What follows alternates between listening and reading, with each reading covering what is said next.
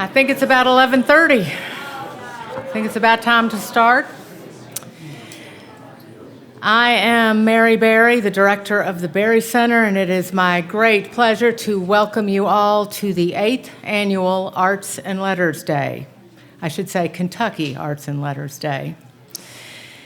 For those of you who are new to the center, let me say a bit about what we do here.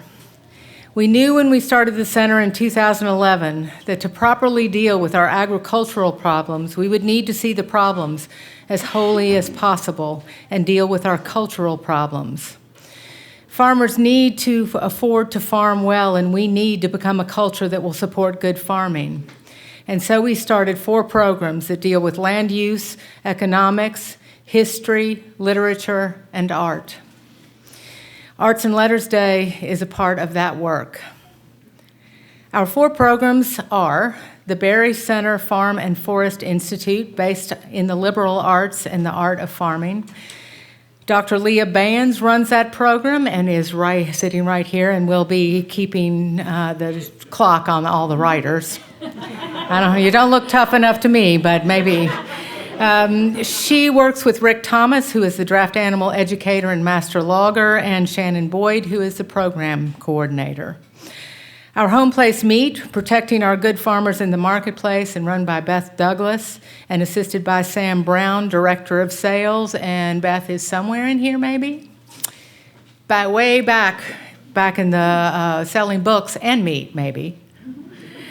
The archive at the Berry Center, holding on to the history of agriculture in this state, is run by Michelle Guthrie, who has been with me since the day the center opened. She also runs the Agrarian Lecture Series, and she is somewhere in here, right there. All these people will be delighted to help you if you need advice or something.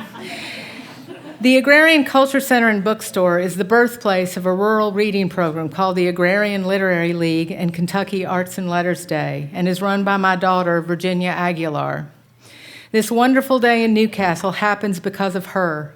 It is her vision that brought this to life, and I couldn't be prouder of her or more grateful to have such a daughter. This is a dream come true, and entirely due to my daughter Virginia's good heart and her hard work. This Arts and Letters Day that Virginia has made a reality is doing what I remind myself every day must be done.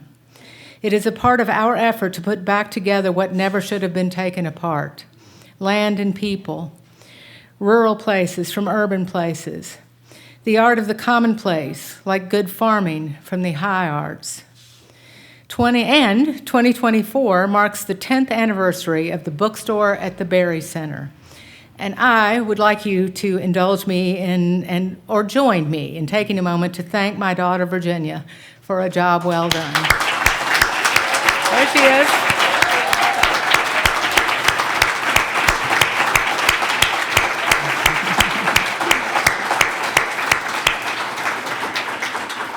I take almost full credit for her. Our staff also includes Latera Appleby, Director of Advancement, who you probably saw on your way in, Ben Aguilar, Director of Operations, and without whom this day would not be happening, Dara Smith, who is the Director of Finance here, and we have a committed board of directors, some of whom are here today: Bonnie Cecil, Lois Matus, and if I'm missing any, I just didn't see you, so sorry. This is a time of divisiveness, and it seems to be getting worse. This need not be true.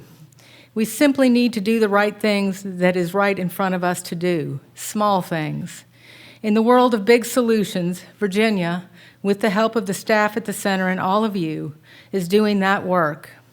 It matters that we are all together today, listening to these writers and to each other. We don't need anything bigger or better than this to be hopeful. We started the center because of the fear we were losing precious things so quickly and not counting the cost. Hard to count the cost when so few are paying attention. But going to work on what needs to be done in my home country has brought me an unaccountable joy. I am grateful to the people who came before us, whose vision we continue: my grandfather John Berry Sr. and my uncle John Berry Jr., to name just 2. I am grateful for the people I work with every day, for the board members who care enough about our work to take their time to help us, for the membership of the Berry Center who support our work, and for our friends who come to the center for events like this. I know that we are working way out on the margins, and it is a gift that you all come to celebrate what is beautiful in our state, what truly is our commonwealth. This event has become a time to miss people as well as welcome them. I miss Ed McClanahan all the time, but especially today. And I think I saw Ed's daughter, Chris, come in. Here she is. James Baker Hall passed away before there was such a thing as the Berry Center or Arts and Letters Day. But he is missed by my family and is so important to our work here. His photographs, especially of a tobacco harvest in Henry County in 1975, remind us of the culture and economy that we are working for. Jim's son, Larry Pimble, has started the James Baker Hall Foundation, and you should all pay attention to that, and Larry is here somewhere. Yes, right there. It is thanks to Larry and to Mary Ann Taylor Hall, a great writer herself, who has read many times at this event, that we have Jim's wonderful photographs hanging in the Agrarian Culture Center for you all to see. A more recent loss that we feel keenly is the passing of Carolyn Weitzel. Carolyn died peacefully on her birthday, September 25th, 2024. She was our opening reader for Kentucky Arts and Letters Day in 2019. That same year, she was a featured artist in our gallery featuring wood engravers. Her beautiful engravings illustrate so beautifully a Larkspur Press book called The Farm by my father. And so, like Jim Hall, she lives on with us at the center. I do want to point out there's a change in programming that unfortunately Frank X. Walker and Crystal Wilkinson could not be here today. They both had family obligations that they need to see to, and we'll miss them, and we'll look forward to seeing them next year. And now I need to do some housekeeping. Cookies, important, from Midway Bakery and Wassel are being served all day at the Agrarian Culture Center next door to the log cabin. The log cabin, which looks like Lincoln logs right now. At 12:30, we'll break for lunch. The Newcastle Tavern is next door. Ernesto's is right around the corner. Turn right when you leave this building. Across the street at the light and head left. Ernesto's is on your right. Both restaurants are serving our place meat. You don't have to order beef, but I strongly encourage it. Long Shot Lobster Truck, which is very hard for me to say. I don't think the lobster is local, but I don't know. Lobster Truck is parked in front of the center. If you aren't eating in the restaurants, feel free to bring food back into the locker, the Agrarian Culture Center, or the back deck of the Berry Center. At 3, all the authors will be at the Heritage House to sign books. We're not selling our home place meat today as we have in the past, but Beth, who is in the back, will take orders to be picked up or is offering free shipping within the state of Kentucky. Thank you to all the people who have made this day possible, and a special welcome to Larkspur Press and October Press, who are here every year. And it is my delight now to introduce your, are you a master of ceremonies? Sure, why not? Whatever you are. Emily Wade, who is a graduate of our 2021 education program. I'll get some tutoring from Leah in just a few minutes. Thank you all and enjoy.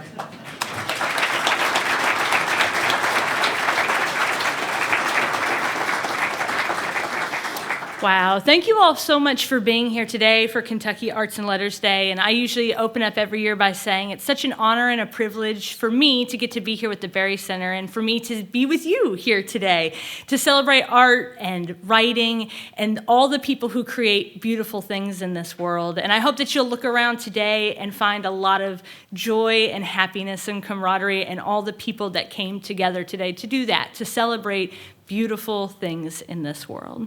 I want to start out our program with a bang and introduce to you the owner and operator of the revered Larkspur Press in Monterey, Kentucky, Gray Zeitz, who has been skillfully transforming the words of Kentucky's literary greats into stunning letterpressed books and broadsides for over 50 years now. In that time, his own literary prowess has not gone unnoticed. As a 2020 inductee into the Kentucky Writers Hall of Fame, please help me give a big, beautiful welcome to Gray Zeitz.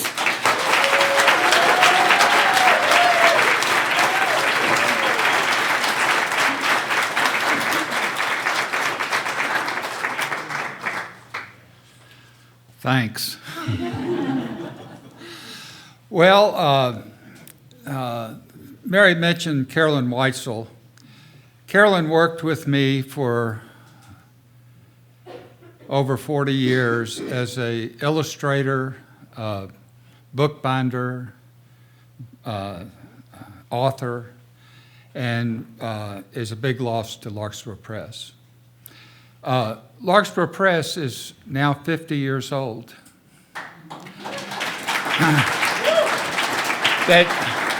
It seems strange to me because I'm only 39. Well, like I do here, I like to read things that I've never read before. So if you don't like them, let me know and I'll have a chance to rework them. Keeping the peace. Fog comes off the river, up the creek, into the valley. Out of the fog, a heron follows the creek to start the day's feeding. Fog slowly becomes the day. Full sun and warmth stir the trout lily, bluebell, the phlox. It is a job keeping track of this. A good job, not hard. A job some work a lifetime to get, and when they do, don't quite know how to deal with it. Someone has to keep this peace, the importance of it.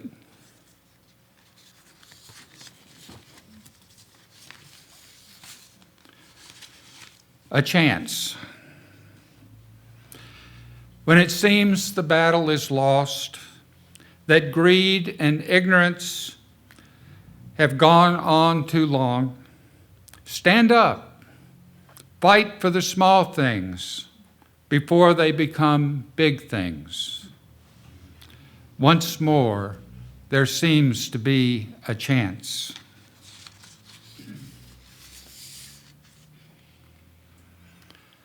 Now an old man,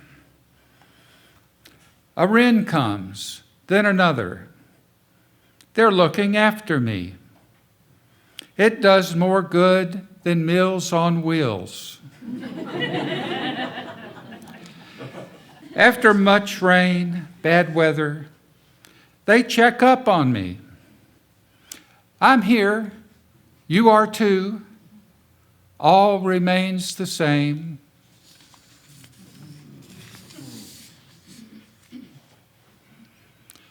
Water.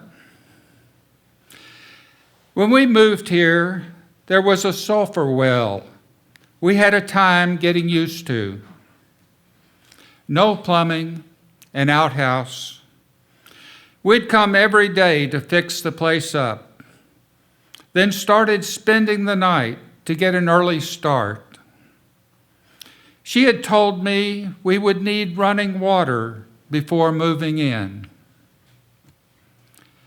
At the end of summer, we'd lived there 2 months. I sat her down. You know, we live here now. We don't have running water. Next spring, she sits me down. I did something today. I called Boone Webb to put a cistern in. Now we both are happy.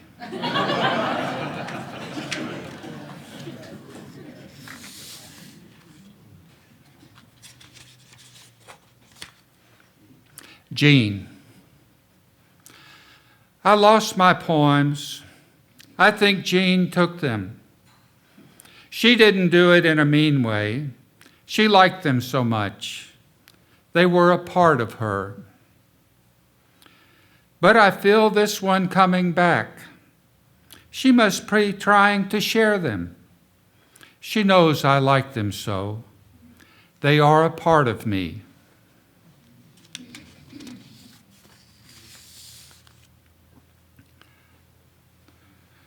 One night in bed, after my wife was diagnosed with stage 4 cancer, I said, "Don't leave me," as if she had a choice.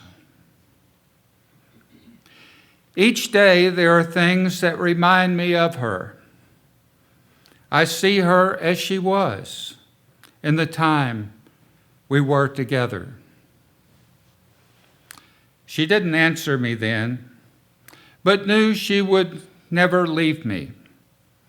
A wise lady, not replaceable. Thank you all so much.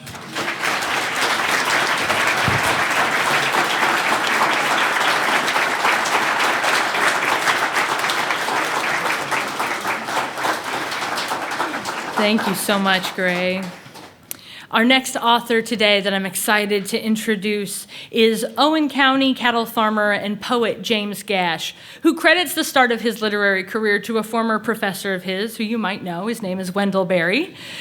James Gash is the author of a book of poetry titled Libations, a collection that is also printed by Larkspur Press. Please help me welcome James Gash.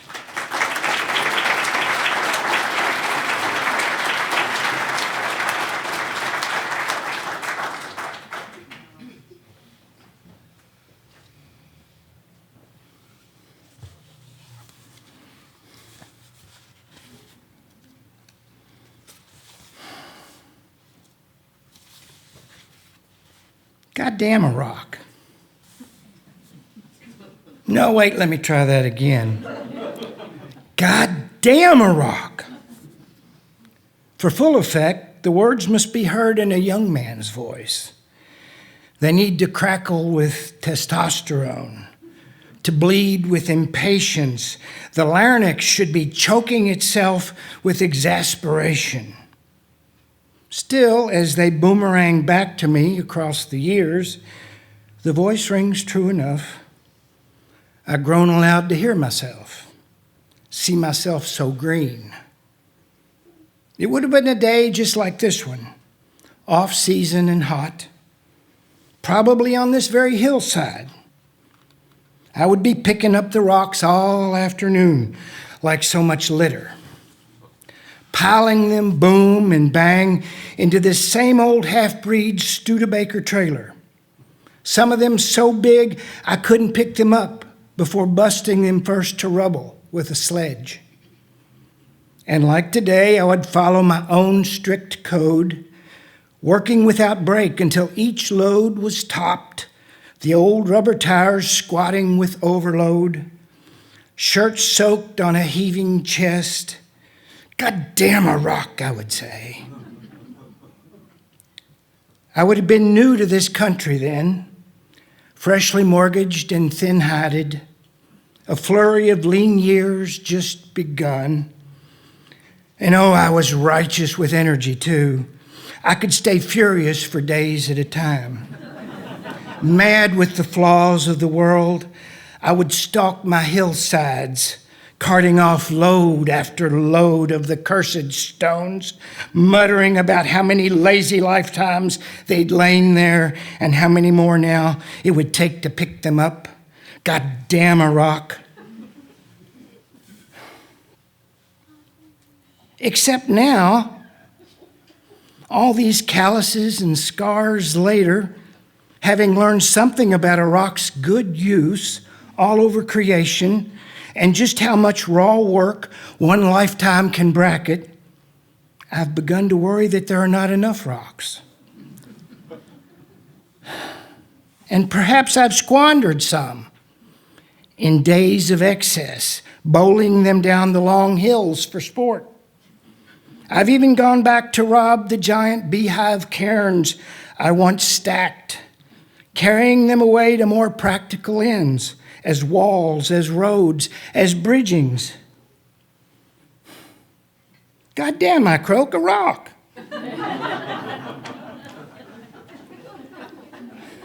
And today, I venture intentionally down onto the roughest slopes where the rocks are still plentiful, like the good old days. And I take with me, in my mind's eye at least, the next farmer, groaning and grousing, the one who will come after me. Look, I say, taking his arm proudly, free rocks. Just look at all of them. I left these for you.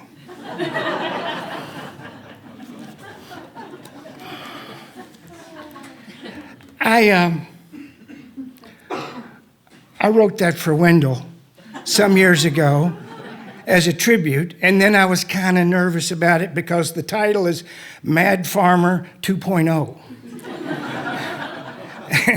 And I thought maybe that was a little bit of a backsliding Luddite kind of an approach, but I think Wendell accepted it in the vein it was written.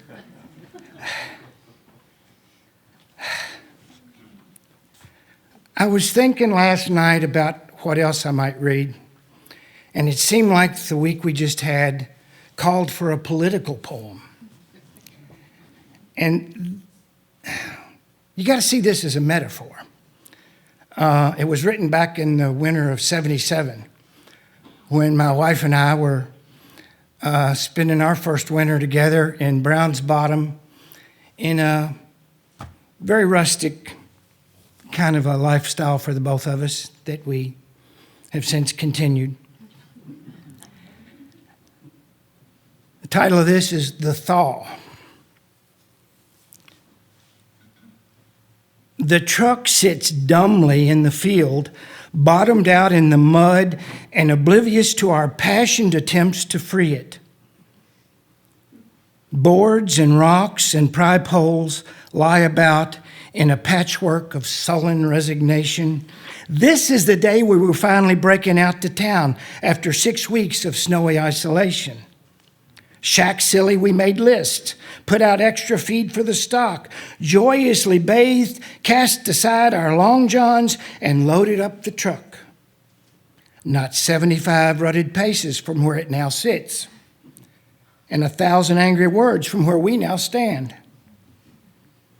Tearfully, Deborah gathers an armload of laundry, slogging back towards the house past an incredulous group of gawking steers.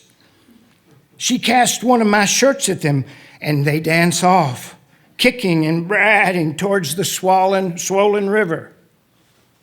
I lean against the truck, covered in mud, daydreaming dynamite. A robin, freshly returned from his southerly vacation, tries out a little spring tune from a wild plum branch. I chuck a rock at him and miss, and gather myself an armload of laundry, delicately dropping one of her blouses in the rut as I pass. Now, they told me to read on and on just to see what you'd do.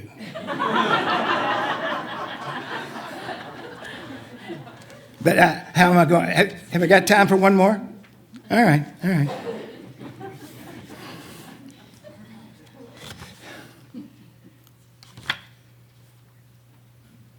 This is June 8th.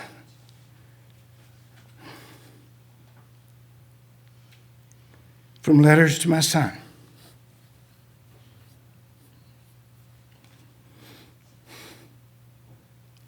I was raking hay in that big horseshoe field up front, and it was turning off huge windrows. The hay was so thick. I admit I was thinking of you, wishing for your help again on such a long day. With so much ground to cover, I was going about as fast as you can without bouncing off that little Ford, and already planning out in my head how to tackle the top rows first so I didn't get hemmed up in those crazy short rolls on steep ground with a full baler. And out of nowhere comes one of those sunny day whirlwinds, getting bigger and bigger as I watched, tearing hell out of all of my perfect windrows and carrying the hay up an invisible chimney into the sky, maybe 150 feet or more. When I shut down the tractor, I could hear it like a giant breath, dancing all around that field, made visible by the hay it carried, the effort it erased. And then it was gone. Hay falling into the treetops and across the fence rows like a Halloween prank or a libation. I left it just as it fell, baled the rest. Thank you.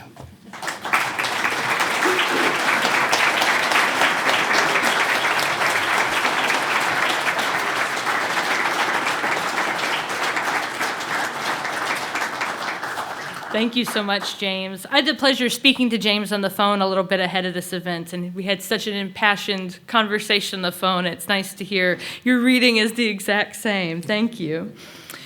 Next, I'm so excited to introduce Matthew Parsons, who wears many hats well.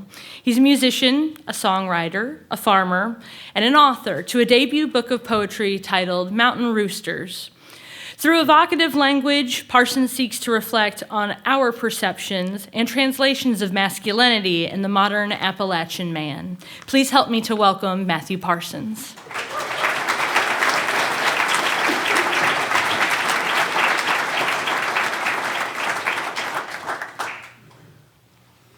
Thank you all so much. I'm thrilled to be here. A lot of the folks who are reading today, a year ago when I came here, it was a dream to get to hear those folks read, and now it's a dream to get to be up here and reading alongside them. And I also want to add to that my daughter Hattie Jane is back here, sitting with my wife Annie and the rest of my family, and she says, "God damn a rock." And I started to say, I don't know how much attention I need to be telling her to pay. Okay. I'm going to read you the introduction from my book real quick just so we can get a perspective, but I want to start by saying there's been some folks who pointed out that there's a lot of male readers today, and I wanted to highlight how diverse a group of male readers we've got and how great that is. And since this book is about masculinity, it seems like a good opportunity to start the conversation about what it is to be a man in a healthy way, if that's possible. So here's the quote from the beginning of the book from Robert Bly in a book called Iron John, a book about men, one of my favorite books. Eventually, a man needs to throw off all indoctrination and begin to discover for himself what the father is and what masculinity is. For that task, ancient stories are a good help because they are free of modern psychological prejudices, because they have endured the scrutiny of generations of women and men, and because they give both the light and dark sides of manhood, the admirable and the dangerous.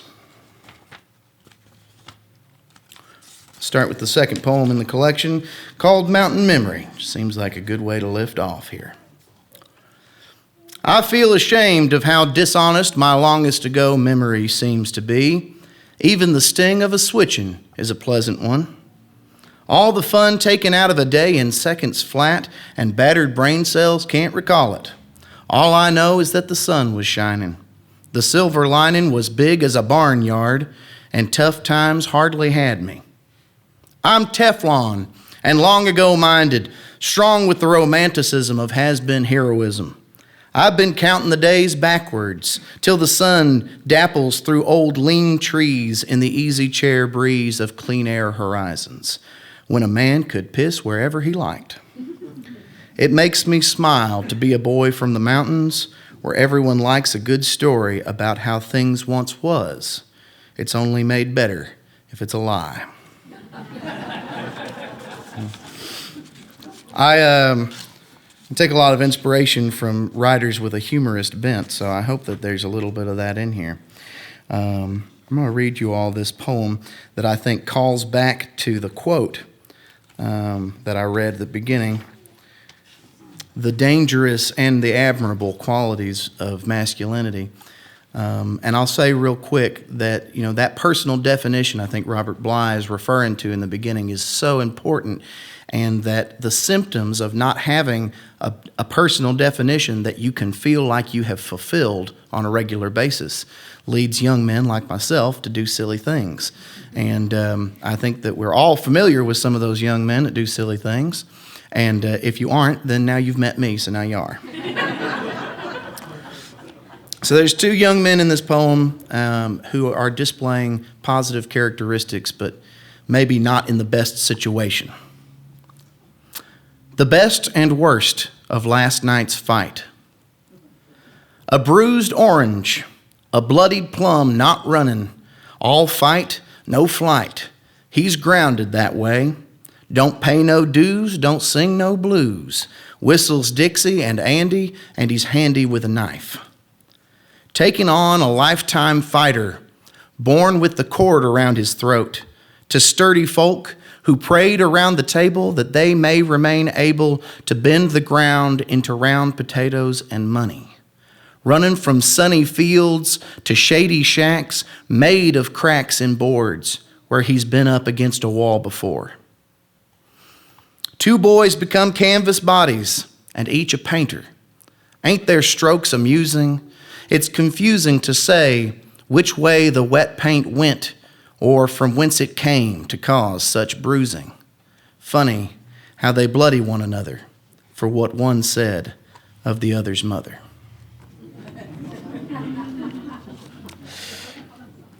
And just got a couple of short ones here, and then I'll get down and out of the way to listen to one of my all-time favorite poets. If I can find it here. Yeah. I don't think this one needs much explanation. This is called White Trash Like Wicker Baskets. The sort of things most folks just throw away, despite utility, like how they could carry a nation, despite art, like how they were once a part of the trees, thin wisps of men and women, tough strips of flexible fibers bent and cleverly woven together. Yeah, white trash, like wicker baskets. And one more, just for the humorists among us, the title poem from the collection, Mountain Roosters. Awoke in the morning, weak in the mind, grabbed the grain but could not find one Benny hen of my whole damned passel, and begun to think on the last night's hassle. The cock on the hill, crowing at 2, saw me sipping the morning dew. Hung up and over, I woke at 8 to find the bastard crowing late. In the night, he stole my good Domineckers, mountain roosters, clever peckers. Thank you all so much.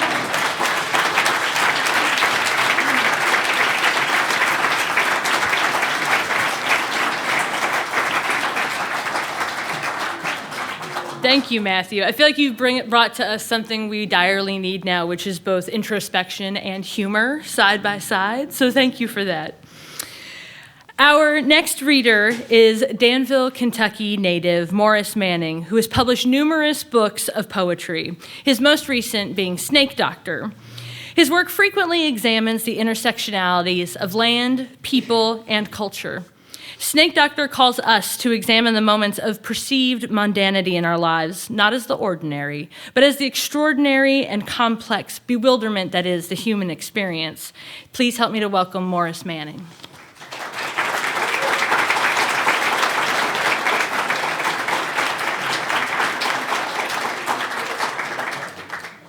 Thank you. Following Matt's Mountain Rooster, my great-great-aunt Clara from way down in Clay County told me one time when she was a little girl, or a young person that some relative had a banty rooster and took it for a train ride because the relative claimed that she wanted the rooster to see the world.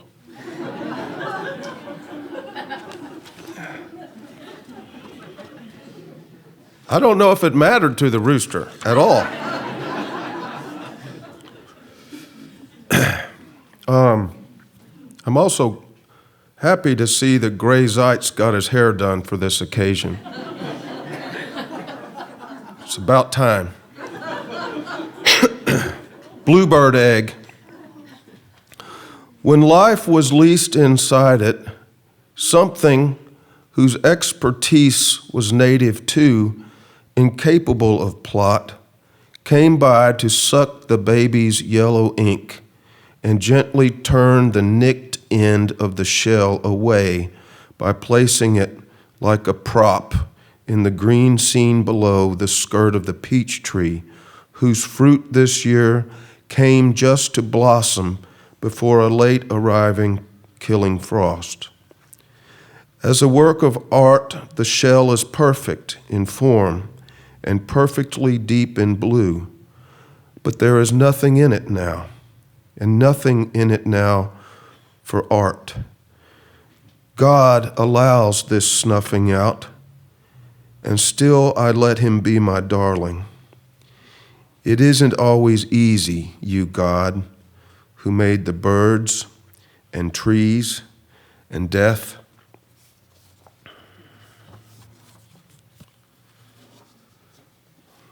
Some of y'all know over in Eddyville is the big penitentiary. And believe it or not, when I was in elementary school, you could go for a tour, and you could sit in the electric chair. Try it out.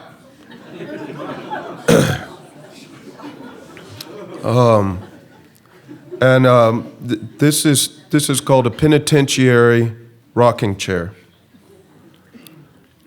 I don't know what he was guilty of, the little man who made the chair back in the 19th century workshop with vices and blocks and iron hoops for bending the arms. A drowsy guard perched on a stool made by prisoners as well, and outside the timeless river, rolling along before being swallowed by the Father of Waters, the Indian name for the muddy heart of the country. The ladder back is long and receives the back of the sitter's head serenely. The elemental rocking continues in the maw of time, and the hearth fire dazzles the room. I went to the prison as a boy to see the yellow electric chair. It had a nickname, I forget. And later there's a photograph of me perched on the lip of the pit nearby, and behind, as if preserved in a permanent past, is the steam shovel, the famous one-of-a-kind machine as tall as the Statue of Liberty and taller, that soon outlived its life of growing ever underground and, lurching over, buried itself. The dead machinery of death. The chair creaks, and I watch the fire to imagine this keyhole dot of time. Light from the other side is peeking through, and the room is lit. The little man back there is still alive with his sleeves rolled up. A tiny nail had worked its way out of the wood, but I tacked it back. Poplar slats and hickory stretchers, light as a feather and sturdy strong. The language to describe this thing made by a man forever unknown. The vision to imagine him while rocking in the chair he made, arms on the arms embracing me, and the question thought, though not uttered, about freedom and what it means. And then the image of the river comes to mind and the silence of it, and not the irony of history, but the plain, unyielding irony of time.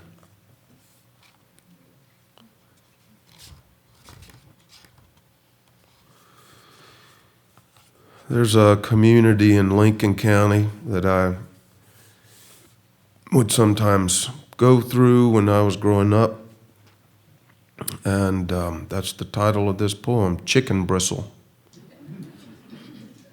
There's a place near here called Chicken Bristle. It's not a very hopeful name, but it's out in the country and quiet. A handful of houses are clustered along a lane. The land is rolling and secret and dark. My grandmother lived there when she was a girl, but then it was known as Turnersville if you were white. If you were black, you lived in Chicken Bristle, Kentucky. I've seen a map that says the place is Turnersville, but then a pair of parentheses has Chicken Bristle between the crescent moon-like curves. The curves are like unspoken verses, and Chicken Bristle is more than a name. I don't think anyone, black or white, prospered there. It was just a place to live and long and love your people. It wasn't a place for prospering. And anyway, enriching yourself with simple riches isn't really prosperity. It's better to know the land around you is rolling and dark, pastoral and lulling and hard. You set your mind and body to work and hope the work will reach your heart, to see in that repose some beauty, some meaning for a human life. And there you have it, America. You're a history in brief. I think you need to live and long and love your people. I'm writing this poem while my daughter sleeps in quiet peace, only the sound of my pen scratching its marks on the page, her whistling breath. It's late in the night.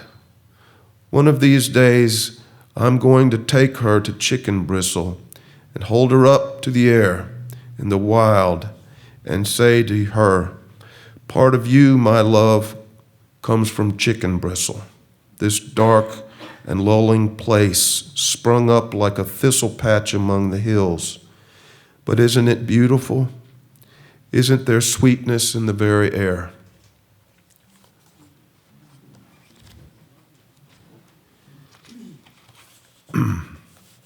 I've run off Wendell. It's not the first time.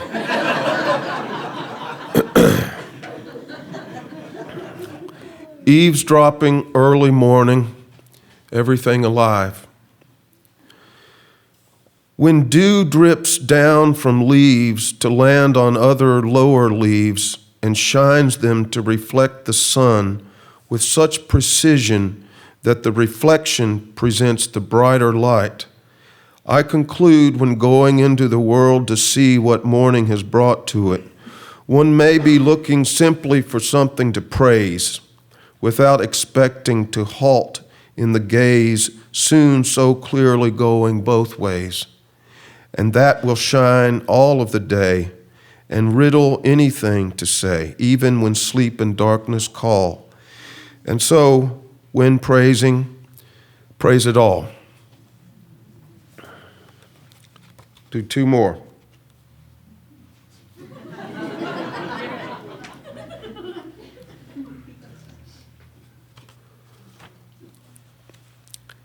An orchard at the bottom of a hill. Why don't you try just being quiet? If you can find some silence, maybe you can listen to it.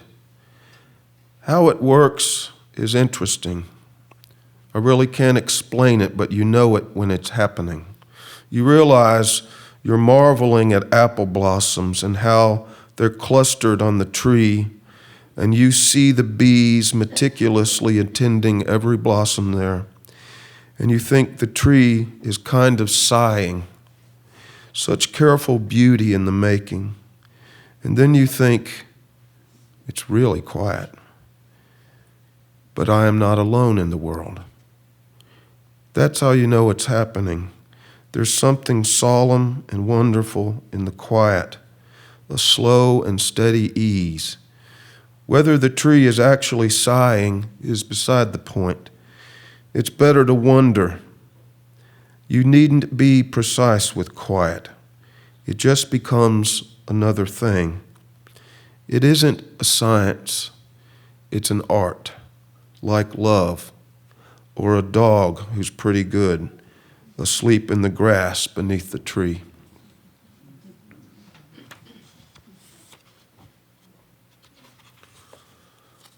Our friend Erik Reece is here, and we'll be reading this afternoon. 2016, Erik, Johnny Lackey, who's somewhere around here, and some other folks organized Kentucky Writers and Artists for Reforestation. And when we go to abandoned strip mine sites, sometimes abandoned for 50 years or more, and we plant seedlings on the formerly unwelcoming ground. Planting trees in God's country. My people sought down, they say, 200 years before the beginning of time, being kicked out of the place where they had been, never to prosper there, only to toil. And here in deep woods and on hills steep and rugged and rocky, they made a hill farm, not to prosper, but in quiet hope to survive, to plant in the ground and feed themselves. And that meant clearing a patch of land, cutting the trees, breaking the dark original canopy in violence to let the sunlight reach the ground. All for a little corn and beans, surrounded by the first beauty.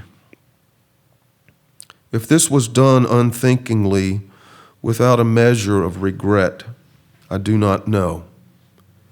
I have my thoughts. We have to live with ignorance, even painfully our own. We also have to imagine the past and believe we come from it, not to undo it, but simply to imagine and therefore belong by opening the ground. And then imagine shade in summer coming to this place again, and birdsong in the branches, and heaven-reaching trees, living ladders stuck in the ground to give the future another rung of its past. The invitation is to climb. One thing I know about God's country, it's all there is, and it's supposed to be alive. Thank you.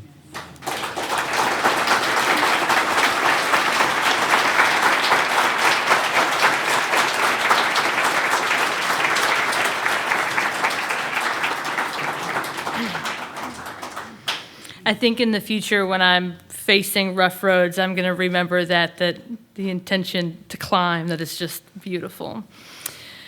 Our next author, Fenton Johnson, is the author to many acclaimed books and the professor emeritus of English literature at the University of Arizona. His groundbreaking novel, Scissors, Paper, Rock, was selected by the Heinemann Settlement School as their 2024 Kentucky Reads book pick for its, quote, dive into the complexities of human relationships, identity, and the search for self-discovery. Please help me give a warm welcome to Fenton Johnson.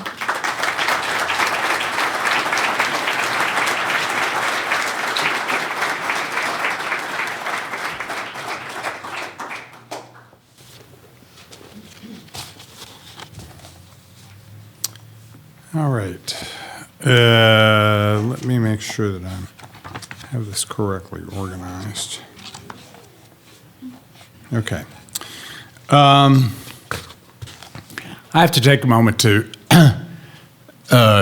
say how I met Wendell, because Wendell, I don't place any responsibility on Wendell, but Wendell is why I am here.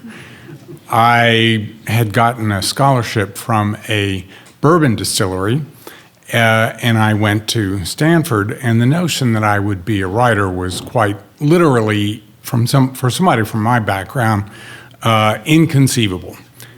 Really impossible to conceive. So I arrive at Stanford, and who is the creative writing instructor in my freshman dorm but Captain Kentucky himself, Ed McClanahan. So then a few years later, I sign up for the Suburban Folk Life Center that Gurney Norman had founded. And then I started freelance editing for North Point Press, and I met Wendell in 1984. And these people taught me that it was possible to be a writer from Kentucky. So here I am. It's really an honor to be here, and as you can see, there's a kind of circle that's getting completed, I think. I mixed together pieces. We'll see how this works. Like Gray, I didn't want to read from scissors. I was a different person. Who was that person who wrote that book? I'm going to talk about grief and compassion and anger and mercy and love, all in 8.5 minutes. I owe to Lois Matuse the rediscovery of a short piece that I wrote for the most excellent magazine Still, which I had decided to read partly by way of thanking Silas House and Jason Howard for its founding, and for all those, I think particularly of Marianne Worthington, who have steered it along its path since then. I decided to revisit these words for the opportunity they provide each of us to think about grief and anger and mercy and love at this particular moment in the history of the Republic. With that in mind, I'd like to pause a moment, close your eyes if you wish, and bring into our midst someone who has crossed the Great Divide, but whose courage enabled you to be here today, and whose love has served well all those creatures in the earth.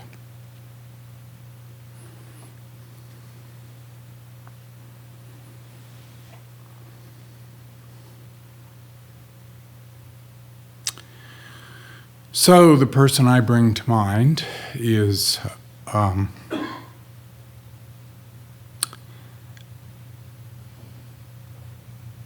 my dear friend Dorothy Allison, who died yesterday, and it was a privilege to teach with her, to speak with her, to be inspired by her. I recently returned from a winter's afternoon foray to see the screen version of the National Theatre of Great Britain's production of Shakespeare's The Winter's Tale, starring Kenneth Branagh and Judi Dench. I've seen The Winter's Tale at least 5 times, and I never fail to weep. In part, this is because I saw it for the first time with my lover, a literature scholar and a teacher, in a Berkeley Rep production in the late 1980s. I had not read the play beforehand and was not prepared for its last scene, in which the court assembles before a statue of the wrong-queened Hermione, presumed dead for 16 years from grief at her husband's evil behavior. The play's end, frankly, is a mess, unprepared for, hokey, corny, but that matters not a bit, as Shakespeare surely understood, before our desire to see it come to pass. The loyal lady-in-waiting Paulina, who's Judi Dench, who claims to have commissioned Hermione's statue and presents it at the assembled court. It is required, Paulina says, you do awake your faith. The courtiers rise to the occasion. In response, the statue steps down from her pedestal, Hermione returns to life and is restored to the king, who treated her so badly and who has spent a lifetime in repentance. Within the year of our seeing that Berkeley Rep production, my dearest friend would be dead. I know that I returned to the play again and again to dwell, however briefly, in the fantasy that somehow the fates might restore him to life, that some act of repentance or generosity on my part might breathe life into art. Is this the writing of an old man, Shakespeare, hoping against hope, or of an old man brought to wisdom by experience, understanding how, again and again, humanity has been rescued from the fate we deserve by a force or power some call the Spirit, and others call grace, and still others are wise enough not to name it all? Both The Winter's Tale and The Tempest, which are Shakespeare's last plays in his life, act out the ultimate fantasy, that repentance may win the day, that with enough tears we may expiate our sins, that the gods and goddesses may dispense not the justice we have earned, but the mercy we have not. It is required, I say, we do awake our faith. And now I am become an old man, old enough to stake my life on hope. I move to hope in part because of the performance of the 81-year-old Judi Dench, so rewarding to see a great aged actress inhabit a script worthy of her talent and discipline. I moved also because 2 days ago I encountered a fantastically brave young woman in Kentucky who put her job, her safety, and her peace of mind on the line by standing up to the anonymous callers who threatened her with violence if she welcomed LGBT travelers to her small town. I'll invite them again, she told the Chamber of Commerce. We aren't going back. One sings from one's suffering, at least that was true for me. And yet all of us suffer. It is our destiny and the nature of the human condition. So instead of running from that, instead of hiding from that, why not teach how love can transform suffering into compassion? At a certain age, say 70, one's thoughts turn organically toward home. In my case, the Knob Creek Hills of Nelson County come to mind, the hills I share with Abraham Lincoln as the landscape of my earliest memories. The dazzling lime green in spring, dusted with clouds of lavender, redbud, and pink and white dogwood.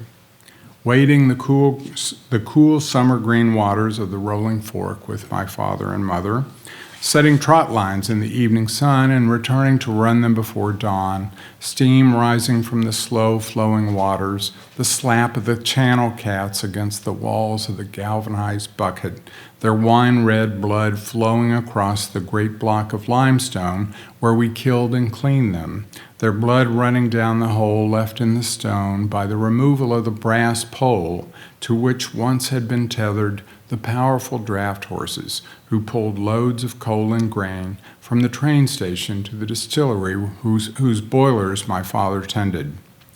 The wintertime smell of cooking whiskey mash, making the nose run and the eyes water. The yeasty smell that permeated our drafty clapboard house, rented from Seagram, and our clothes, speckled with coal dust, raining down from the boiler smokestack. We smelled of sin and good times, not necessarily exclusive undertakings. Singing and dancing late into the night with Trappist monks for company, on the patio my father and his sons, built from 400 million-year-old limestone hewn from Knob Creek, riding in the back seat of the old fire engine red Ford Country Squire, while my mother drove Thomas Merton from the Abbey of Gethsemane to the Elizabethtown train station. They talked theology while I stared out the window, excited to be going to some place with parallel parking and stoplights. I see I am indulging in nostalgia, but properly considered, nostalgia forms the warp of the cloth from which tradition weaves itself into being. From the memory of the way things were, and the people who made them that way, we weave ourselves into a family and a community. And if memory is the warp, then what is the woof? From the writers and prophets in the Kentucky Writers Hall of Fame, from the great black gay exiled prophet James Baldwin, from our host Wendell Berry, I learned it is love. We must love one another or die, Baldwin wrote. He meant that literally. If we need proof, all we have to do is to look at the world we have created. The question, why do I write, begs its flip side. Why do we read? Baldwin wrote, "You think your pain and your heartbreak are unprecedented in the history of the world, but then you read. Books taught me that the things that tormented me the most were the very things that connected me with all the people who were alive, who had ever been alive." I offer my last and most heartfelt thanks to you, the lovers of books, the readers of the world. Your love breathes life into the past, bringing it alive in the present. A history not tricked out in service to somebody's power grab, but an always changing, ever-evolving love of the here and now, a living past in a living present, all moments present to this moment, my love given flesh and blood through you, your love given flesh and blood through me. Thank you.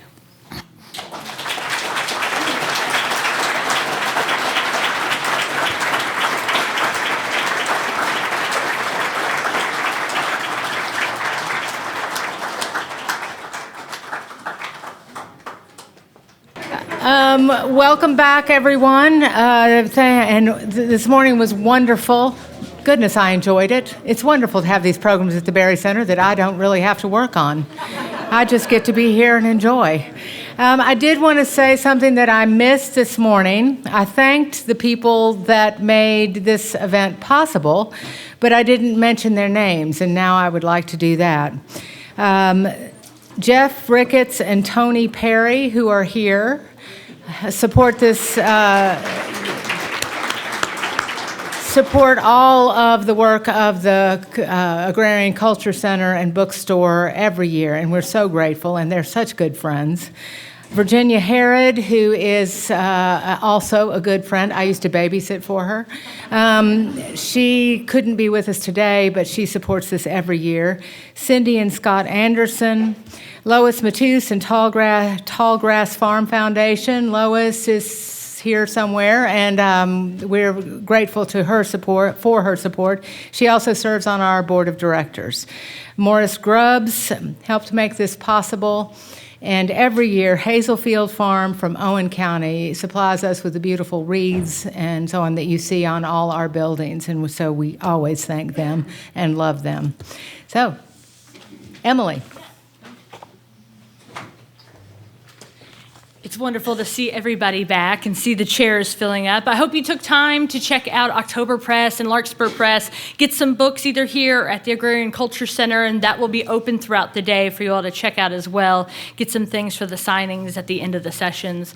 I'm really excited to start off this next session with the 2023 to 2024 Kentucky Poet Laureate and New York Times bestselling author Silas House, who is known for his multiple works of bestselling fiction, such as Clay's Quilt and Lark Ascending. More recently, he became a 2024 Grammy finalist for his creative work with country music musician Tyler Childers. Please help me give a warm welcome to Silas House.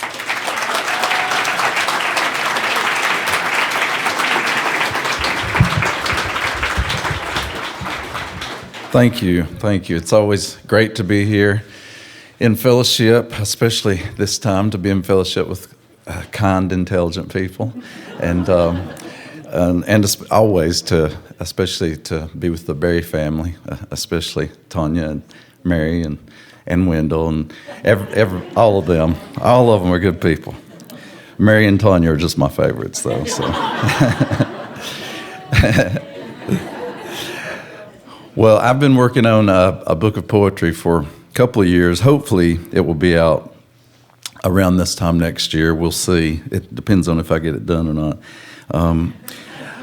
Like most of you, I've found the last few days to be pretty gutting. It is a time of despair. And on election night, my initial reaction was one of despair. But pretty quickly, I found that was useless. So I centered myself on hope and on fighting back. I am weary. I feel like I've been fighting back my whole life, but especially the past 10 years or so. And I was telling a close friend this on election night. I said, well, hard times ahead. And she said, yes, but we will have joy along the way. And that really was a balm to me. So I'm meditating on the joy instead of the despair as much as I can. With that said, I hope you'll see a little bit of both in these poems as one of the major themes of them, but there's probably more despair, honestly, because one of the major themes of them is how I feel like I've lost my homeland to this vitriolic division that has been inserted there for political gain. I have long loved A.E. Houseman, the great British poet, and this poem is a reimagination of his poem number 4 in his masterpiece, A Shropshire Lad. Mine is called Lost Place, after A.E. Houseman. I hear a song that kills yet is a hinge from my country so far, so close. What is that green remembered ridge? What trees, what pastures are those? I float above crowded porches and tables, all these ghosts just beyond my reach. I would love them more if I was able to go back in time and believe. I recall the wild places, fecund, rich. I wade into the creek, diaphanous myself. Am I haint or witch? Listen to me. Once here was happiness. Now this is a land of the beguiled. I see it before me so plain, the little paths I trod as a child and will never mark again. So you'll see that theme show up again in this poem, which is one of my memoir poems that make up the first section of the book. It's called Gloaming. There is a cool that often moves over the mountains in the evening. The day eases away, secretly. No one notices until it is gone.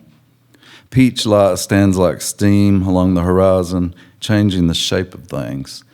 Night does not give a hint of arrival, and for a while there is just the cool, when there is no dark and no day stretched out like ice.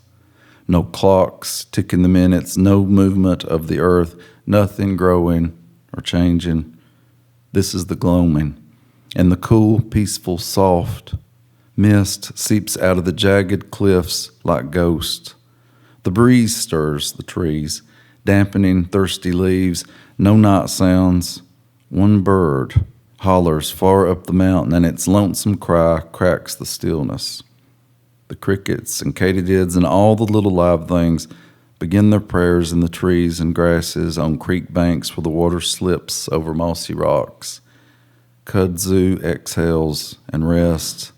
Wild grapes offer their scent to the twilight. This is an evening like that. 2 men work side by side in their garden, chopping out the weeds that grow most rampant in high summer. No one sees them briefly touch hands. Boys lean into the mouths of their cars with grease smeared up their arms, and across their bare chests, their shining tools lying at their feet. Young wives sweep the porches, break beans. A woman picks dead petals from her plants, singing under her breath. Children must be called in from playing. They smell of sweet sweat and the ridge spine, of leaves and dirt. Their shoes are still damp from stomping through the creek. A woman stands at her kitchen sink, finishing the supper dishes, lost in thought as she looks out the window, a darkening yard. Lightning bugs drift up from the ground beneath the oldest trees. What happened to the girl she used to be? She doesn't recall her slipping away. A whippoorwill sings. A hoot owl gives up its shivering cry. A mother fox creeps out, sees that the shadows are falling, and ventures forth to hunt. She will carry food to her babies who are already sleeping far back in the den. A bobcat stirs, green eyes glaring over the hills as the western sky purples into darkness. My people on their porches, living in the cool of the day. They love this place even when they don't. They have dreams just like you, but no one ever thinks about that. This is what it was like when I was a boy, when the world was young and I believed nothing would ever change. In the gloaming, in the cool of the day, before I lost my people, and before I lost my place in the sweet old world. So to switch gears a little bit, I want to tell you that I'm finishing up my term as Poet Laureate in about 6 months. And I've loved serving in this role, especially getting to go into schools and teaching workshops with the state park system. I'm doing my last one next week. I think it's at Lake Barkley State Park, so if you want to come, check it out. One of the things I've been asked to do a lot as Poet Laureate, however, is to write occasion poems, and that is the hardest thing to do, and I don't love doing that. I have been asked, for everything from writing a poem for the inauguration to a dedication of a cemetery, etc. But occasionally I do get one some that I like. This one's special to me because I got to write about one of the greatest poets of our time, John Prine. And they dedicated a statue of him in Muhlenberg County, and so they asked me to write this poem for the dedication. And then the Prine family liked it, and so they asked me to read it on the stage at the Ryman, which I was really honored to do. But you cannot write about a great writer without using some of their lines. And so when I do this, you'll know that's a line from a John Prine song. I didn't cue that up, sorry.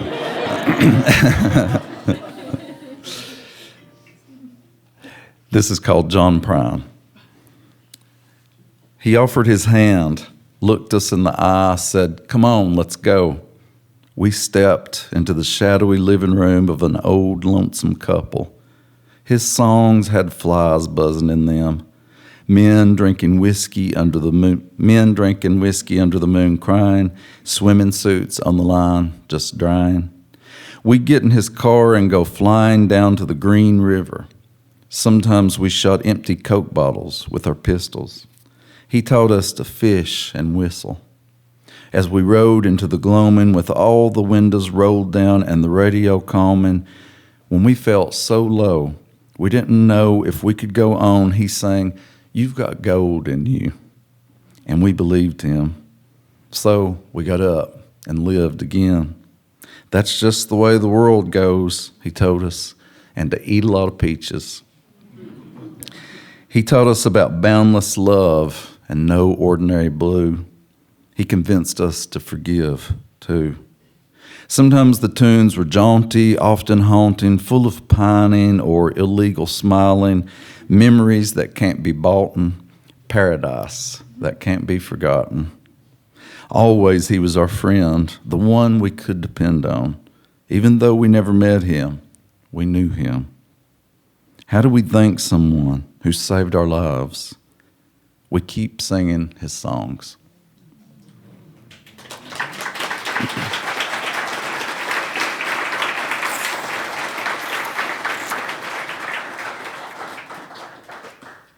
The next one's a love poem.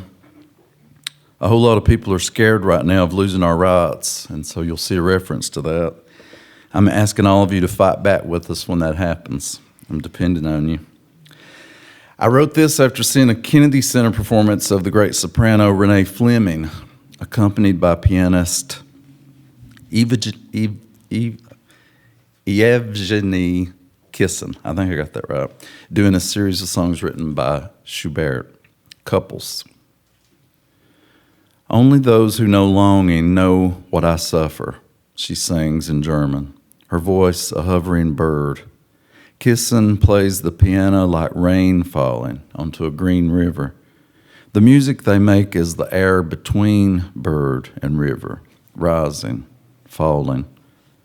Beside us, an old couple lean into one another, fingers entangled.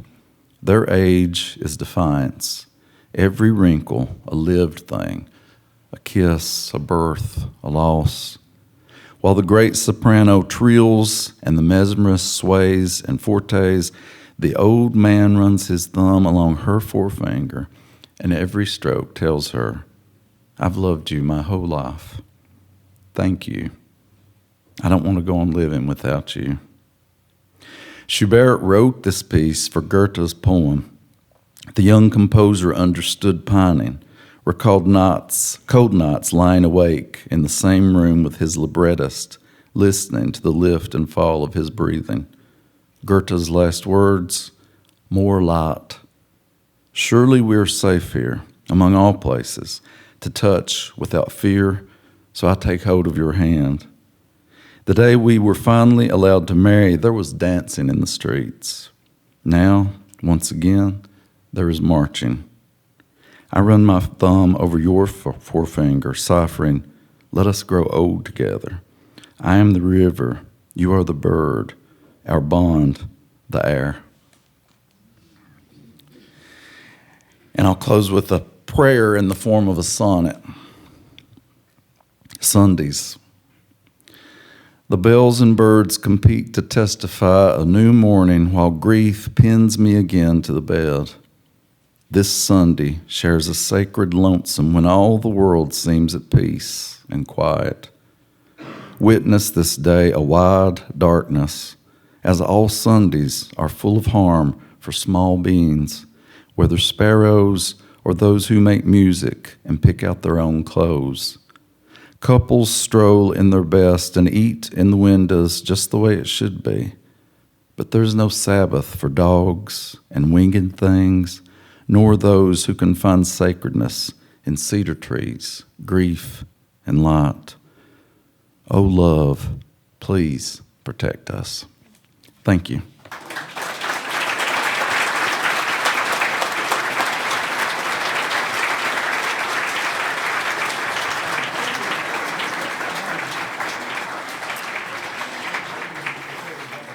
Thank you, Silas, for some commiseration but joy. And as he said, we will have joy on the way, and we're finding it here today together. And I think that's something worth rejoicing in. Next up, I'd like to introduce Erik Reece, who is well known for his beautifully impassioned reflections on the natural world. His newest book of poetry, Kingfisher Blues, exemplifies that same reflectiveness through the deeply raw and intimate journey of addiction and the path to recovery. Please help me welcome Erik Reece.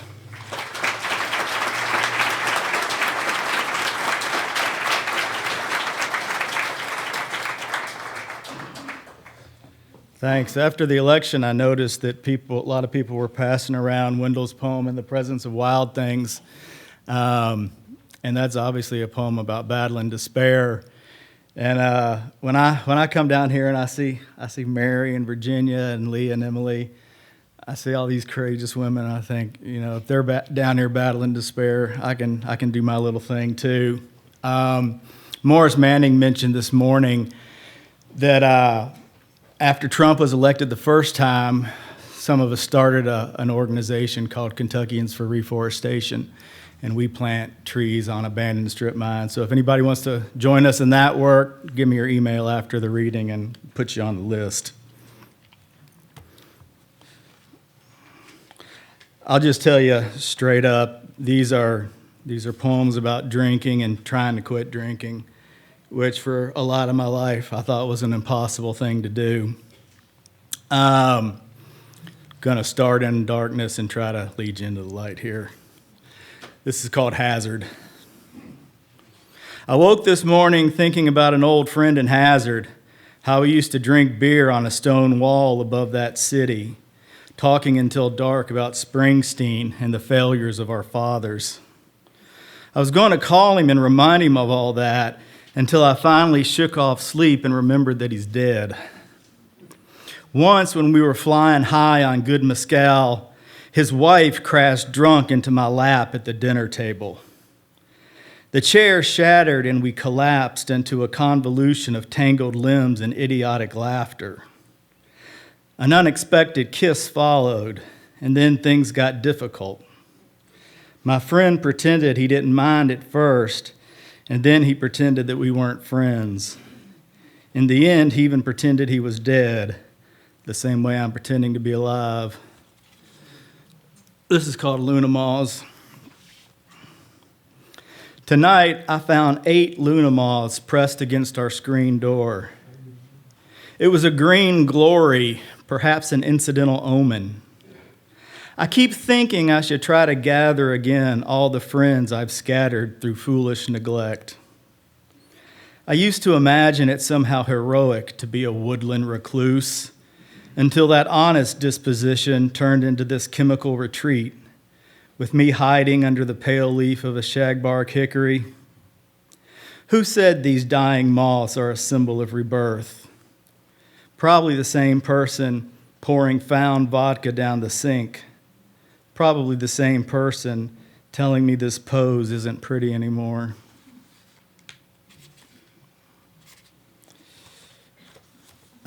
My father took his own life when I was a kid, and he was a preacher, and he left all this regalia that he wore when he preached. It was in a cedar chest down in our basement. This is a poem called Loner. When I was a kid, other children terrified me. I just wanted to be left alone to draw or kick my football over the backyard clothesline or make a foxhole under my mother's old coats. A cedar chest sat in our basement. It held my grandmother's quilts and my dead father's vestments. When I placed his red stole around my neck, the gold fringe touched my feet. So I stretched out inside that trunk and pulled the lid shut. The smell of cedar filled my head. The dark quiet felt like the world's oldest and smallest church. I was a congregation of one. This is called Across the Border. Once in Durango, I watched a woman crawl, weeping, from the entrance to the altar of a great white church. I felt like an imposter then, thinking I would always be a tourist in that land of grief. Now I feel quite native to such bewilderment, quite at home here on my knees. A few Christmases ago, I was driving down the road listening to the radio, and something came on the radio. Somebody had stole a sculpture of Abraham Lincoln's hand from a museum in Kankakee, Illinois. And then I started thinking about his general, Ulysses Grant, and what an amazing functional alcoholic he was. Something I aspired to for a long time. Anyway, this is called Christmas Letter to a Friend, 8 years sober. Dear Darcy, all color is drained from these Kentucky woods. My neighbor hangs Christmas lights on his cattle gate each December, and it cheers me up a little. I passed on eggnog at the grocery today because I couldn't imagine it without whiskey. Maybe next year I'll feel different.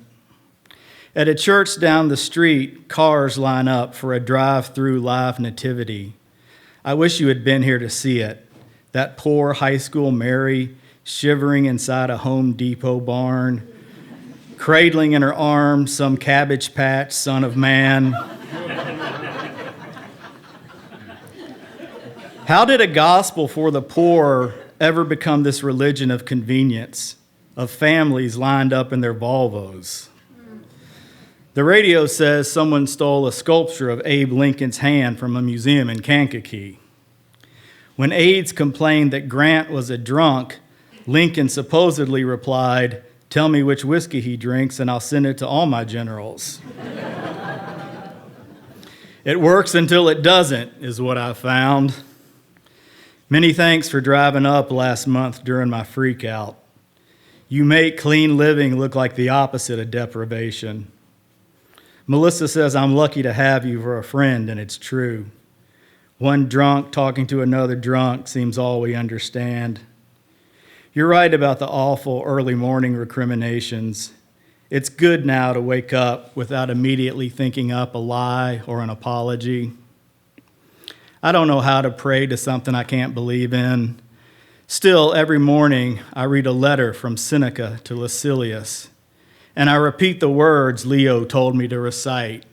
Not today, alcohol. My self-respect and dignity aren't for sale. At first, I thought I only wanted to quit drinking. Now I see how each day might be an answer to the question, How should I live?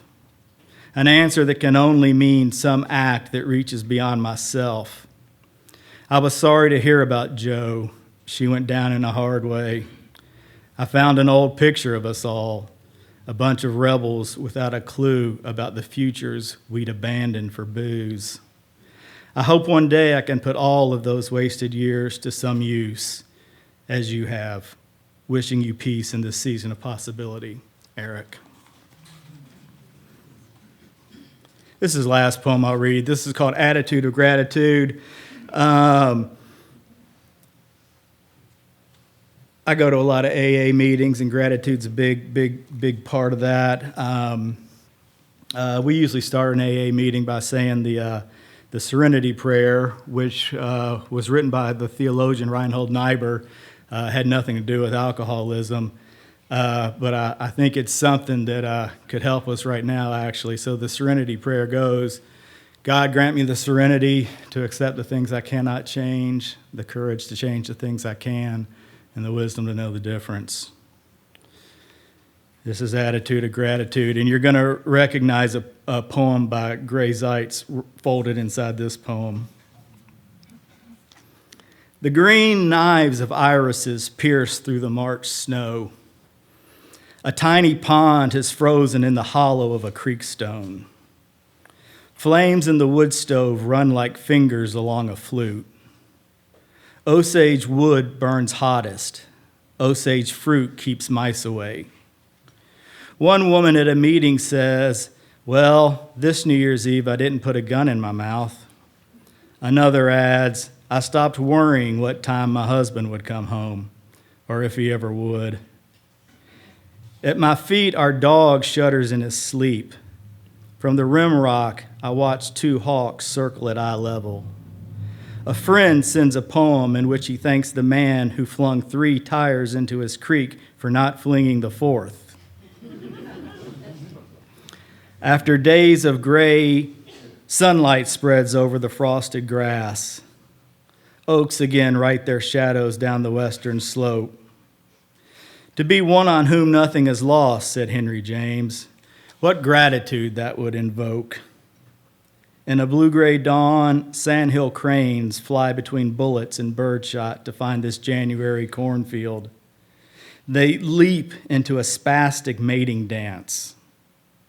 With mystic sleekness, otters dive over one another in the deeper stretches of our creek, then ride the current back to the river.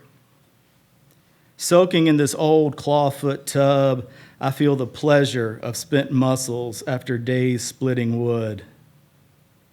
Astronauts say that if we all saw Earth from space, it would seem worth saving.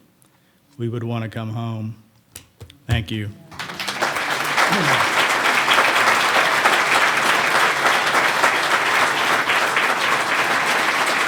Thank you, Erik. When I was doing my reading and studying for this event, and I read through Kingfisher Blues, 2 of the first poems I had read were Hazard and Luna Moss, and they just hit me in the chest. And hearing them in person is no less impactful, so thank you for that. We want to move on now to our next author.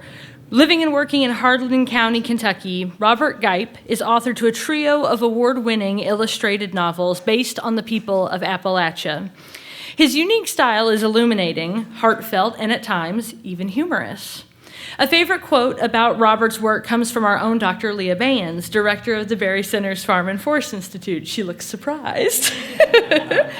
About his second novel, Weed Eater, she recently wrote, "This book will tear you up and make you whole." Please help me welcome Robert Gipe.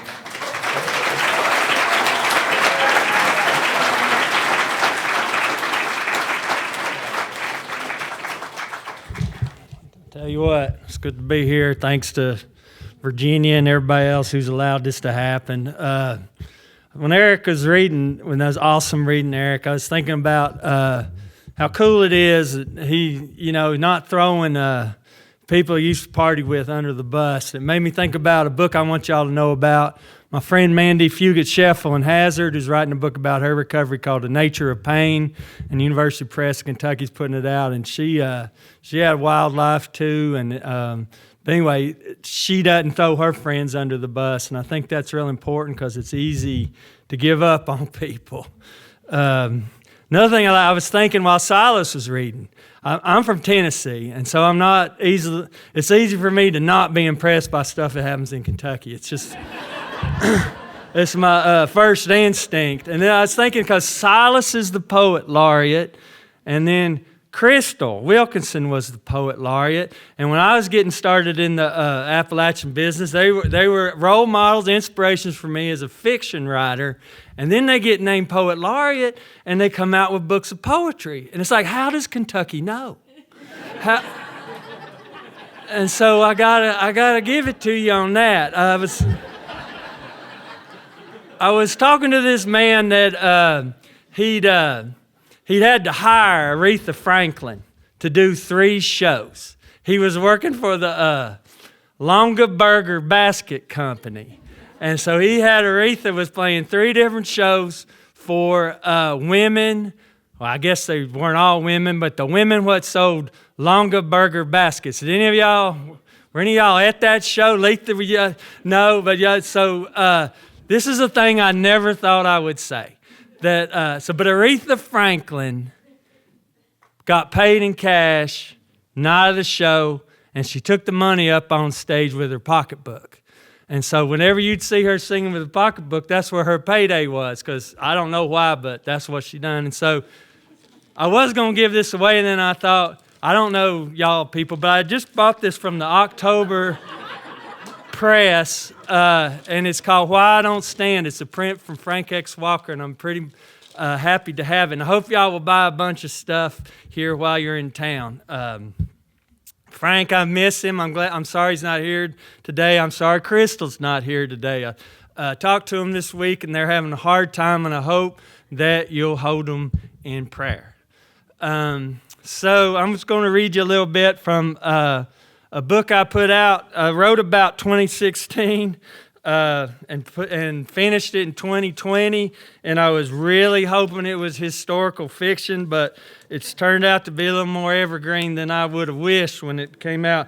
And I have to say that I'm thinking different than I was thinking when I wrote this, but for some reason, first time in my career, I'd forgot to bring my book with me, so I had to print it out off my computer, and I would have read something different because I'm feeling more mature than I was this morning. But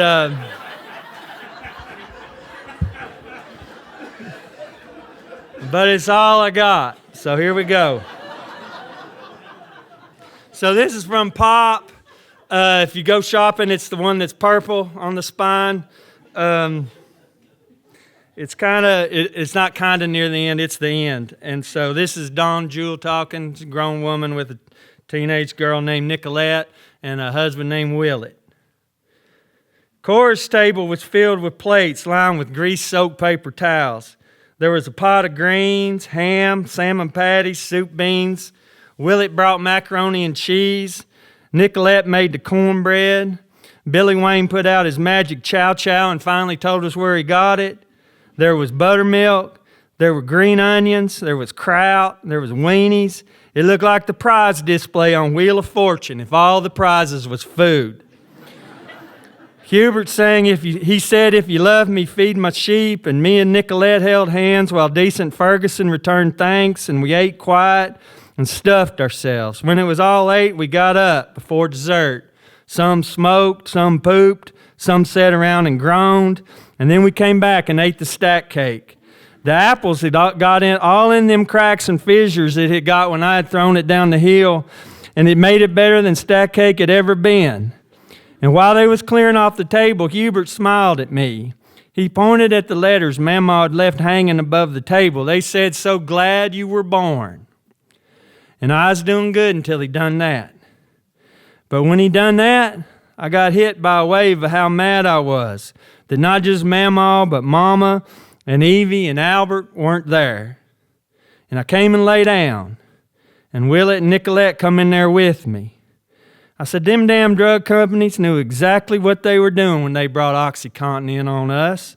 They didn't care. They just made their damn money and said, to hell with us. Even when we win, that shit is Pyrrhic.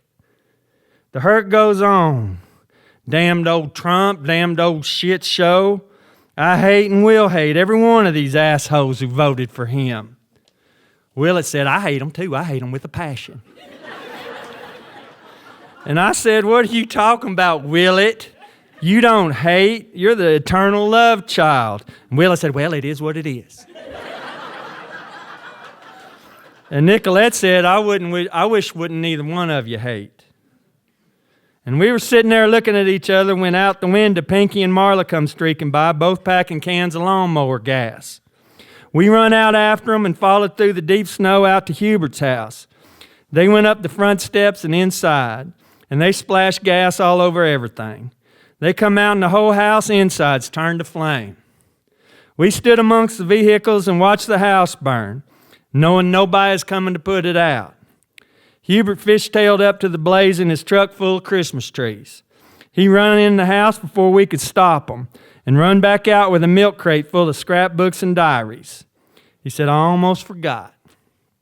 And then he chucked the Christmas trees in the fire, popcorn strings and tinsel and all. As the front porch collapsed, Deason took Pollard Mink's hand and they danced before the blaze. In the fire we saw the departed. Mama, Mamaw, Evie, Albert, Daddy, Dot and Willett's dad, people from way back with long hair, with long beards, and their hair pulled back in buns, whose names we didn't even know, mouths pulled long and guns at the ready. They waved at us and we waved back. A gully washer of a rainstorm come, kind of storm Dot called a froggy strangler. We ran back to the house. We gathered in the kitchen, crowded together, swore we'd never part. Swore we'd meet beyond the river in the land of pure delight, where no sickness or nor sorrow would our joys ever blight. In the deep darkness of the rainy night, I drew into my loved ones, and they into me, into a world that took us out of the world had come to be. I decided to stay in this world of ours as long as I could. I went to bed, hugged up against Willett, and into the comfort of his snores. The next day dawned uncloudy. The rain had washed all the snow away. The world would be coming for us, and I kissed Willett, got up and went by myself to go look at Hubert's house. It was burnt to the ground. Hubert walked up, and I said, well, you finally finished that house. Nicolette came up and got between me and Hubert and linked arms with us, and she said, what's for breakfast? And Hubert got the milk crate full of scrapbooks and diaries he'd saved from the fire out of the truck. He said, Tildy wanted you two to have these. And the scrapbooks were full of pictures of the Stonewall Uprising in New York City in 1969 and the Brookside Strike in Harlan in 1973. Silence equals death posters and articles about ACT UP rallies and the Wounded Knee occupation and Black Lives Matters rallies. One of the scrapbooks was all clippings of Mamaw Cora's activism. Pictures of her chaining herself to strip mine gates and making speeches in Frankfurt, and editorials she'd written and recognition she'd won. And there I was in a picture at a hearing I'd spoken at to protest mining on Blue Bear Mountain. The ghost giant who came to Nicolette while she was waiting for the bus was a man named Ray Hicks. Hubert took me and Nicolette to meet him on Beach Mountain, not far from where Hubert's mother lived in North Carolina. The Jack stories Ray told start with Jack setting out. It come to me there on the tailgate of Hubert's truck before the burnt-down house of the Jewels that the setting out is why we're giving stories in the first place. We can't hear stories and just lay around the house pondering. There are still yet giants to be slain, witches to be mollified, prisons to be abolished, Narcan to be distributed, sex offenders to be called out, trans rights to be fought for, racial justice to be showed up for, trauma to be named. I pulled out my phone and I called Louisa.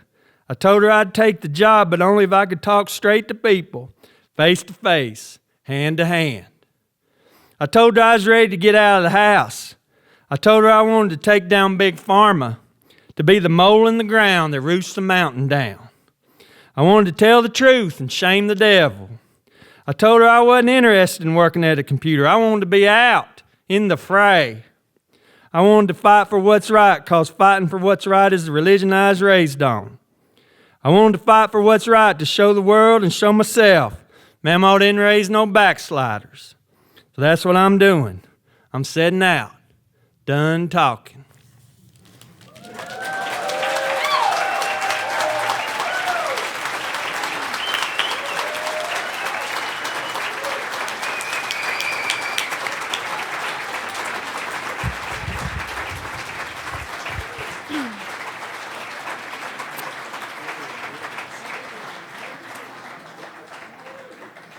You know, in my adult life, I've been accused of perseverating quite a bit, and I've perseverated a lot this week and tried to think before speaking, but sometimes somebody just uses the words and you don't have to say anything at all, and I appreciate that very much. Thank you, Robert.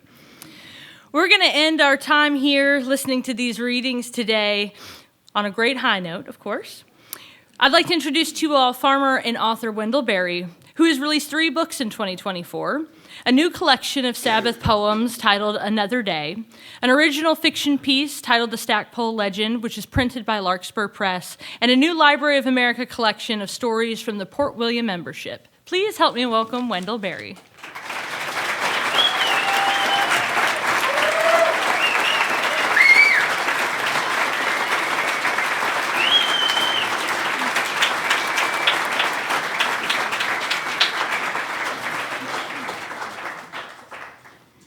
I want to read a couple of stories. And these are stories native to Port Royal.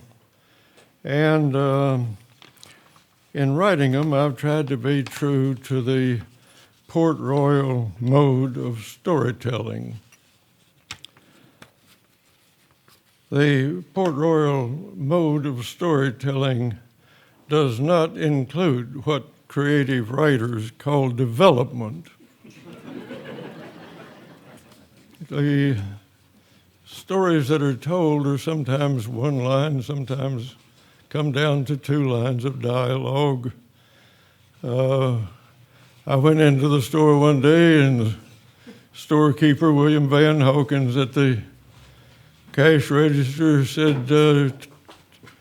told me about a gentleman who had been in there that day who had told him, "Age has done more for my morals than Methodism ever did."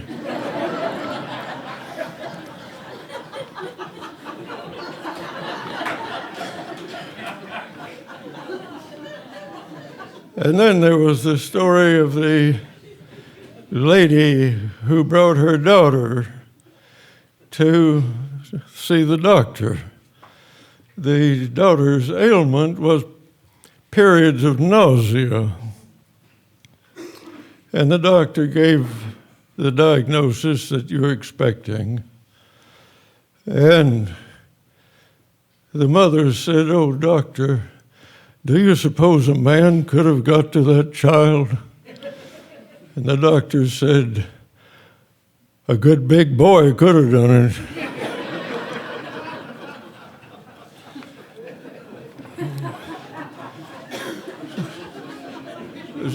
So this is not a lingering mode of storytelling. This is a story called Some Pies. A woman lived across the road from me, a widow woman at the time I'm remembering. I knowed her well, for back when her husband and my wife was living, we would swap work. Well, them times was past and gone, had been gone for a while. I reckon she thought I was lonesome. She brought me a pie, and I thanked her. But I knowed her to be a filthy housekeeper. Once when we was eating over there at tobacco cutting time, there was a last fall's cushaw still on the back porch. She wasn't a woman you'd eat after by choice. So I'd taken the pie out back of the house and buried it fairly deep to where the dogs wouldn't dig it up. In another day or two, she caught me out at my mailbox. She said, "How'd you like the pie?" I said, "Oh, a pie don't last long around here."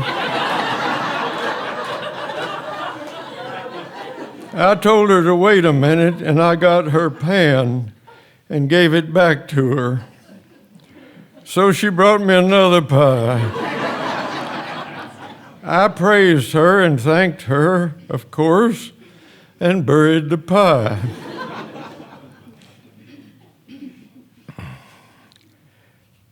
It went along that way until I had a regular pie graveyard out behind my house.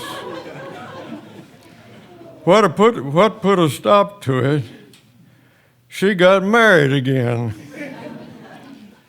to a man lonesomer than I was, and I reckon hungrier.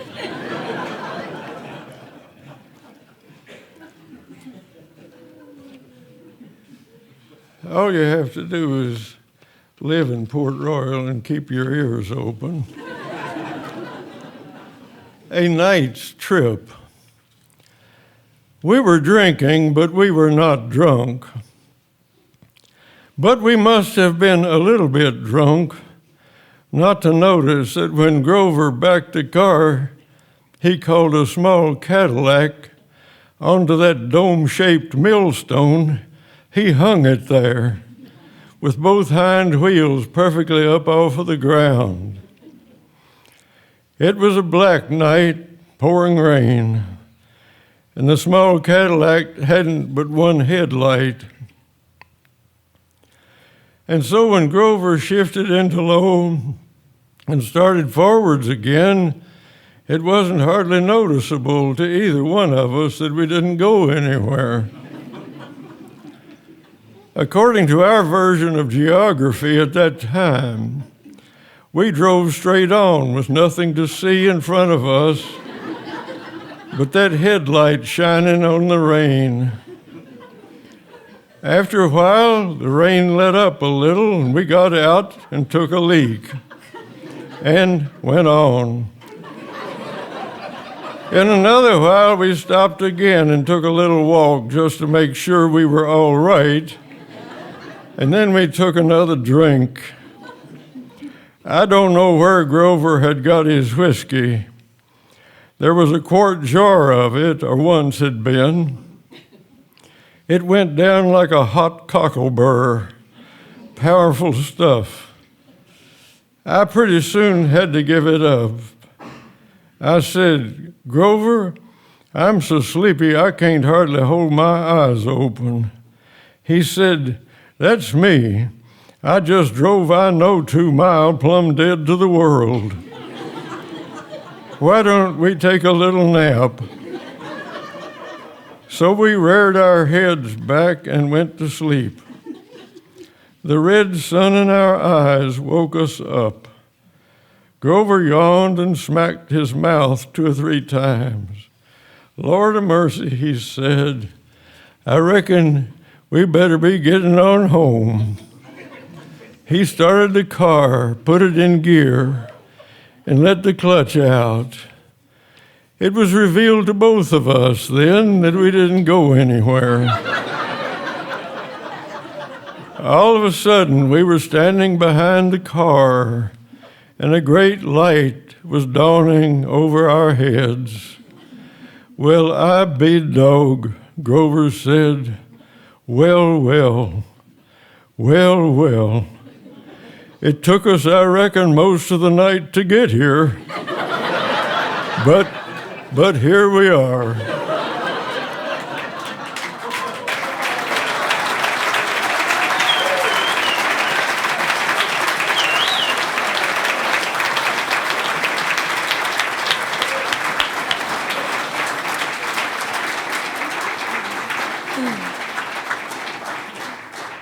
Thank you so much to all of you who have come out this year to Kentucky Arts and Letters Day 2024. I want to remind you to check out October Press and Larkspur Press. Check out some of the bookstore offerings that we have over at the Agrarian Culture Center. You'll just go right down the street and you'll see it next to the bookstore being worked on. We'll have author signings also over at the Agrarian Culture Center as well. That'll be from 3 to 4, so we'll hope you'll join us over there. And again, just thank you so much for being here, coming together to share in a day of just joyous creativity and love and community. We love that having you here every year. It means so much to us now more than ever. And I hope you've had a wonderful day and will continue to join us down the street. Thank you.